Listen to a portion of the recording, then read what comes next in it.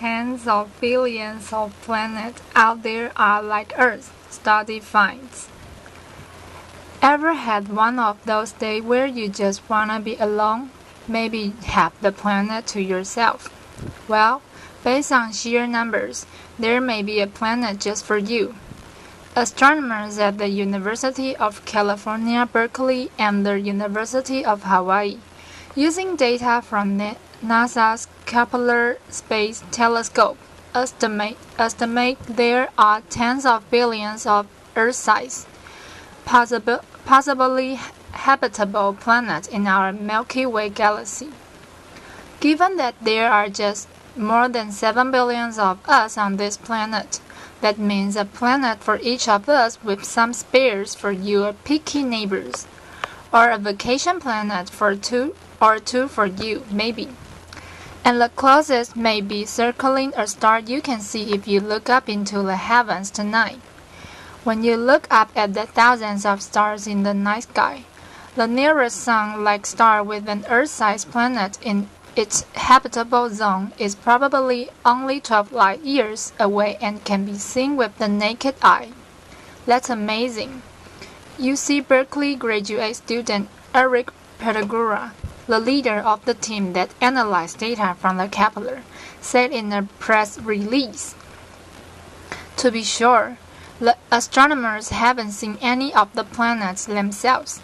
They came to their conclusions like this. The Kepler telescope photographed 150,000 of the 300 billion stars in the Milky Way every 30 minutes for 4 years. It looked for when orbiting planets pass between the camera and the star, causing a slight change in brightness of the star. Analyzing the data, the astronomers say they found 3,000 planet candidates. The astronomers narrowed that number by focusing on just 42,000 stars, like our Sun or a bit cooler. That might brought the number of planets down to 603, but only 10 of those were about the size of Earth in the so-called Goldilocks zone. Just the right distance from the star where temperatures are suitable for life as we know it. Diamonds may be produced on other planets. So how do they get the number of planets in the billions? By using a computer model with fake planets to test the validity of the algorithms used in the calculations. What we're doing is taking a census of extrasolar planets, but we can't knock on every door.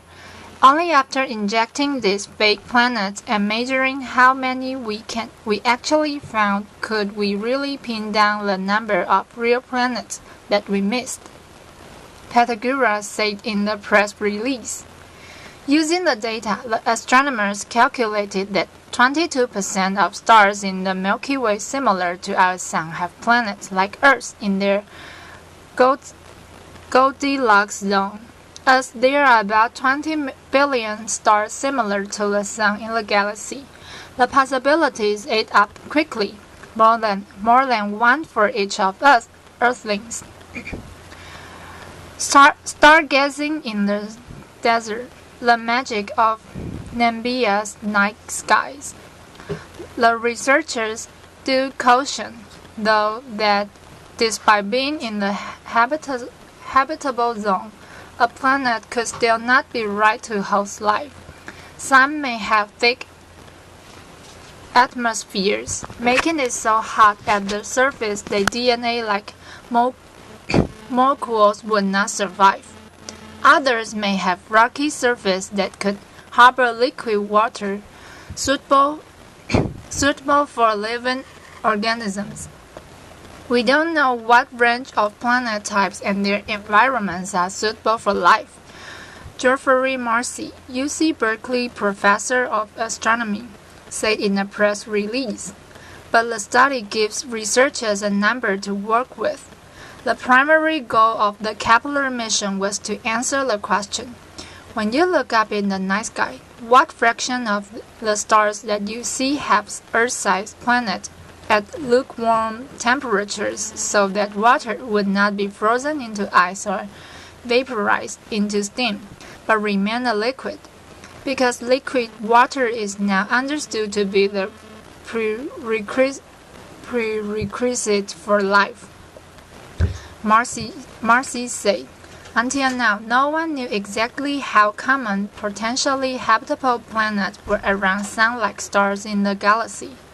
The new study is published in the Proceedings of the National Academy of Science and was discussed this week at the second Kepler Science Conference, being held at NASA's Ames Research Center in the Moffett Field, California.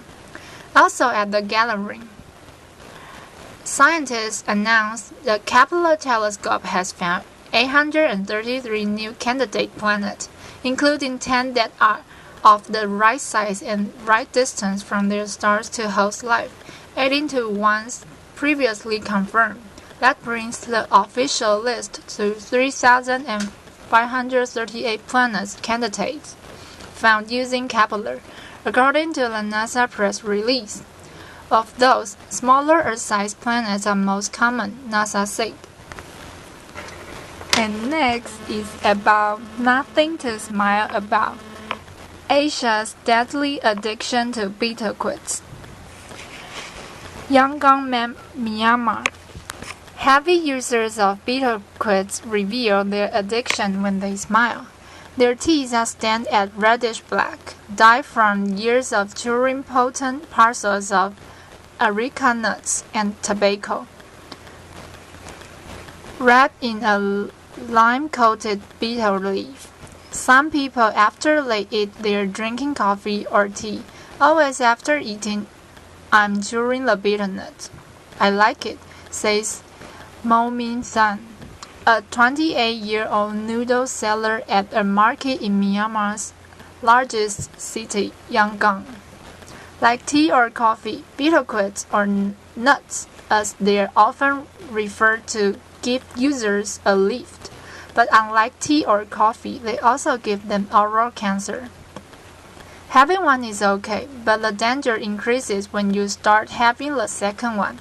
When you reach a certain point, people will get cancer, said Professor Yin Qingkong, Vice President of Kaohsiung Medical University in Taiwan, who conducted some of the first studies into the link between betel quid and the oral cancer in 1990s. A betel quid is the name given to small parcels that typically contain areca nuts, wrapped in a betel leaf coated with slaked lime. Some contain tobacco. Spices may be added for taste in different parts of Asia, including cardamom, saffron, cloves, and sweeteners, according to research compiled by the International Agency for Research on Cancer in its monograph, Betel Quid and Areca Nut Chewing. Around 600 billion people worldwide are thought to chew betel quid, making them the fourth most commonly used psychoactive substance after tobacco. Alcohol and caffeinated drinks, they're predominantly chewed in Asia, where their use is limited to adults. You can see it in the research and on the teeth of some children. In Myanmar, quids are popular with drivers who use them to stay alert on the road.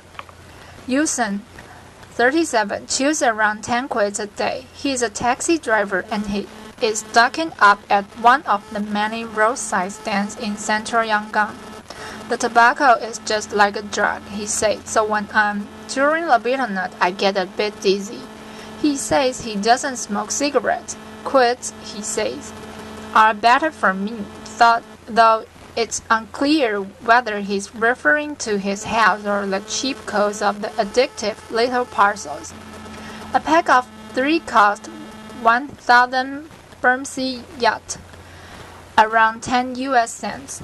At least, that's how much seller calls that 26 charge at his store in central Yangon. He's quickly wrapping new parcels while using weights. Colthat can't say how many parcels he makes a day, but in a couple of minutes he made 6. He swiftly cuts the leaves with limb before arranging them in rows and adding areca nuts and a sprinkle of tobacco. He flicks some more limbs on before baking them, and adds another sprinkle of tobacco for good measure. Yusan smiles as he hands over his cash. His teeth fleck that familiar shade of red. The chewing of areca nuts dates back centuries, as far as the Bronze Age, according to a study of remains excavated at Nunavut, Thao Ha province in Vietnam, published in 2001. Researchers found the teeth appear to be stained by betelquats. The practice has been around so long it's become an important part of cultural and religious rituals. And in some parts of Asia, the parcels are used as a herbal remedy for anything from toothache to acne. Some also believe they have aphrodisiac properties. Scientific research has found that chewing betelquat leads to an increased risk of cancer, whether or not tobacco is included. Carcinogens derived from tobacco and the areca nut were found in the saliva of people chewing the parcels, though it wasn't clear whether they were leaching from the tobacco or whether they were being produced during the chewing process. Cole thinks it's the latter. The leaves are fine, they will not cause cancer. Limb will not lead to cancer, but it may accelerate carcinogen to release. It's a hidden danger, Cole said. In some countries, authorities have launched awareness campaigns, but health officials face an uphill battle in convince addicts that it's not worth the buzz. In Taiwan, Cole says people are aware, but it's just hard to get rid of the addiction. Papua New Guinea recently introduced a ban on the sale and chewing of areca nuts in the capital Port Moresby, but that was mainly to rid the city of the unsightly red saliva users spit into the street when they chew. In Myanmar, the Consumer Protection Association, a non-governmental organization, has started trying to raise public awareness of the risk of betelquats. However, its message is about the dangers of pesticides on leaves. Long ago, betel leaves were used as medicine, but nowadays betel leaves cause oral cancer because of the excessive use of pesticides and insecticides. The association's chairman, Bo Atkin, told CNN, "It's a theory that's not supported by any scientific evidence," Cole said. "There's absolutely no relation between the two. Both areca nuts and leaves have very strong resistance to pests, so neither are usually used during cultivation," he said. Earlier students show pesticides may have a connection to limb cancer or blood cancer, but never oral cancer, he added. Despite the evidence, noodle seller Mo Min Thun has no plans to kick the habit. He said he needs his 10 parcels a day to stay awake during long shift at his market stall, which starts at 3 a.m. with a trip to the wholesaler, and ends at 8 p.m. when he dumps his unsold stock. "I'm working the whole day. It's a very long day, so when I'm chewing the betel nut, I don't want to sleep," he said. And next, it's about Holland calls emergency meeting after French journalist abducted, killed in Mali. French President François Hollande called an emergency meeting with ministers Sunday, a day after two French journalists were killed in the northern Mali. Jocelyn Dupont and Claude Verlon work for Radio France International. They were kidnapped Saturday morning after interviewing a Tuareg rebel near the northern town of Kidal, a local governor said, according to RFI sister network, France Information. Both were kidnapped by four men in a Toyota, said Governor Amanda Camisoko of Kidal. Kidal was one of the strongholds of the Islamic militant Tuareg uprising last year that plunged Mali into chaos after a military-led coup. Following the coup, Tuareg rebels occupied the northern half of the country. As part of France's intervention this year to flush out militants in Mali, the French military secured the area around Kidal.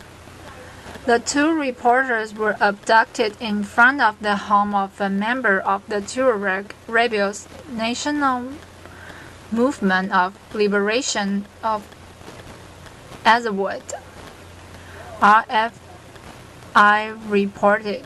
The two journalists could be heard resisting their abduction, according to their driver, who was forced by the gunmen to lay on the ground, RFI said.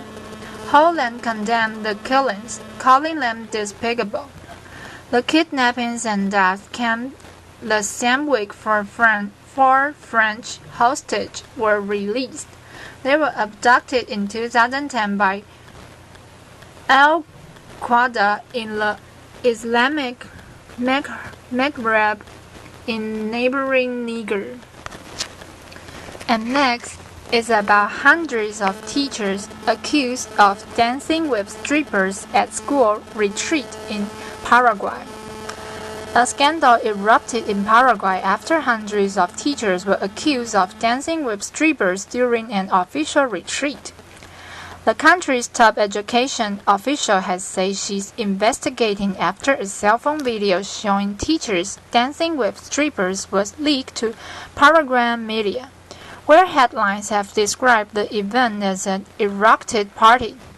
The teachers had permission to miss class and participate in team-building activities at the retreat outside the country's capital of Asuncion. But according to an investigation by the Ministry of Education and Culture, they didn't just discuss lesson plans or teaching at the April retreat. A cell phone video provided to CNN affiliate Telefotoronto shows shirtless male strippers dancing with the female teachers at the event as onlookers cheer and music blares. Some 800 teachers attended the event, officials say. The concern is, well, education is an essential service, so what are our motives for suspending classes? Well, for a day of training, right? Apparently with a union license, the content should be tied to educational priorities. Education Minister Marta Lafuente said. The Education Ministry is investigating 79 schools directors who participated in the retreat, which took place at range about 25 kilometers, 15 miles outside the capital. According to some school officials, the strippers' performance was not part of the event's official program and happened without the consent of the organizers. The president of the National Union of Directors of Public Institutions described the event as immoral and called for those responsible to be punished. First, the event's organizers should be sanctioned. Union Director Miguel Marces said. But officials, he said, should take the punishment a step further. Then take them to a spiritual retreat, he said, and talk to them a bit about values. And next is about the Red Star Line, the ship that saved Albert Einstein's life. The world's most famous scientist, with his iconic wild hair, crumpled suit and pants peeking from breast pocket, poses not in a laboratory but on the deck of a ship. It's a candid image of Albert Einstein in his leisure time, taken on one of many trips aboard Red Star Line vessels between Europe and America in the 1930s. 3 years after this photograph was taken, the Nazis came into power in Einstein's homeland, Germany, and he traveled to the U.S. on one of these huge passenger steamers for good, in a journey that may well have saved the Jewish physicist's life. The Nobel Prize-winning scientist was one of 2.5 million people who sailed across the Atlantic with the boat company between 1873 and 1934, a quarter of them Jewish. Now their remarkable stories, many escaping persecution in Europe and investing their savings in a better life in the New World, have been immortalized in a new $25 million Red Star Line museum in Antwerp, Belgium. The most important artifact we're showing is the actual building. It was the control center for all third-class passengers, said museum coordinator Lou Wilhelm of the renovated red brick warehouses on the Rhine Quay, which until now had been left to rot. Inside we have a collection of ship models, stories, pictures, letters, even a Belgian waffle iron, and the piano of composer Irving Berlin. It shows something about what was important to people of the time. Along with Einstein and Irving Berlin, the composers of famous songs White Christmas and There's No Business Like Show Business, was another passenger who fled Europe to forge a successful career in the U.S. Lawyer, author, and prominent feminist Sonia Pressman Fuentes was just 5 years old when her family traveled from Antwerp to New York in 1934. Today, she is believed to be one of just 5 surviving Red Star Line's passengers, and the only who attended the museum's opening last month. The daughter of Jewish Polish clothing merchants living in Berlin, 85-year-old Fuentes says she would have died at the hand of Nazis if her family hadn't caught the SS Westernland that fateful day. It was a lifesaver, absolutely, said the mother of one, adding that the Antwerp authorities had planned to deport the family before they aborted the ship. There is no question of the role the Red Star Line played in the lives of people who escaped the Holocaust. While Fuentes was too young to remember the 10-day journey across the Atlantic, her 80-year-old brother Herman, who had convinced the family to join him in Antwerp, kept a diary of the voyage, copies of which now appear in the museum. My brother wrote that we were seasick the whole time, says Fuentes. And indeed, life on the ship was cramped and dreary for third-class passengers. In the early years, the third-class passengers were in large communal cabins with without water or light. They could go outside for some air once a day, said Burhan. But towards the end, it got a lot better and they started investing in small dormitories with 6 people in a room. First class, however, was more like a luxury hotel, with huge ballrooms for dancing. With a third-class ticket valued at around $1,300 in today's money, a laborer would have had to work 75 days to cover the cost. Third-class passengers also had to undergo rigorous health checks before boarding. If anyone refused entry at Ellis Island Immigration Center in New York sent back at the expense of the shipping line. Passengers would take hour-long showers with hot vinegar and benzene, cleaning them of lice, while their luggage was disinfected in large steam sterilizing machines. Founded by Antwerp and Philadelphia ship brokers almost 150 years ago, the Restore Lines heralded a golden era for transatlantic ocean travel. And during its heyday, 2 vessels left for North America each week. People left Europe for a variety of reasons. Poverty, the rise of industrialism, meant a lot of small family business went bankrupt. Politics or racial persecution. And adventurers with small capital who had heard about the prosperity on the other side of the ocean, said Burhan. For Fuentes, the most emotional moment of her return to Antwerp was standing at the very same water's edge where her family set sail 80 years ago. If it wasn't for that journey, I wouldn't have had a life. Or the daughter, she said. My brother wouldn't have had children and grandchildren and great-grandchildren. My parents wouldn't have had lives. None of that would have happened if we hadn't traveled on the Restore line. And next, it's about 5 things you should know about New York's new mayor.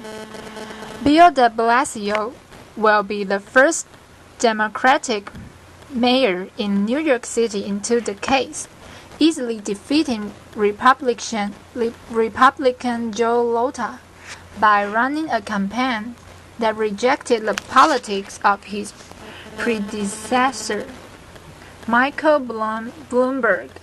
Known for its liberal politics, New York City has not elected a Democrat in the last 5 mayoral elections, with Bloomberg serving 3 terms and Rudolph Giuliani before him serving 2. De Blasio, who held around a 40-point lead in almost every survey since the start of the general election in mid-September, ended a streak Tuesday. He ran a campaign with a progressive agenda, saying that Bloomberg favored the wealthy Manhattan elite and unfairly targeted minorities with the unpopular stop-and-frisk police policy. Here are 5 things to know about the next mayor of New York City. First, he was a primary underdog. De Blasio was the long-shot candidate for the Democrat, starting the primary campaign with just 10% of his party's support in polls before going on to win the primary. He first surged past former Rep. Anthony Weiner, who lost his lead when his campaign imploded after his second sexting scandal, to move neck and neck with Bloomberg favorite Question Queen, defeating her on primary day when she secured more than 40% of the vote and avoided a runoff. Second, is it qualified to run New York City? Until recently, de Blasio was a relative unknown in New York City politics. He is the city's current public advocate, a position that is sort of a watchdog for the people. Before that, he ran Hillary Clinton's first U.S. Senate campaign. His lack of time in the spotlight has critics questioning whether with the small step and the thin resume he's up to running the Big Apple and the $70 billion budget that goes along with it. De Blasio brushes off his critics by saying that he has heard the criticisms many times during his 25-year public life in New York City. Third, the family effect. De Blasio introduced himself and his biracial family by featuring them prominently in the commercials and campaign events. Many political watchers say to his advantage. His 15-year-old son, Dante, has his own campaign and speaking directly into the camera, highlighting his father's views, including his stance against the unpopular NYPD stop-and-frisk policy. His wife, Chirlane McRae, is front and center as his chief strategist and once identified herself as a lesbian before marrying de Blasio. Fourth, the anti-Bloomberg.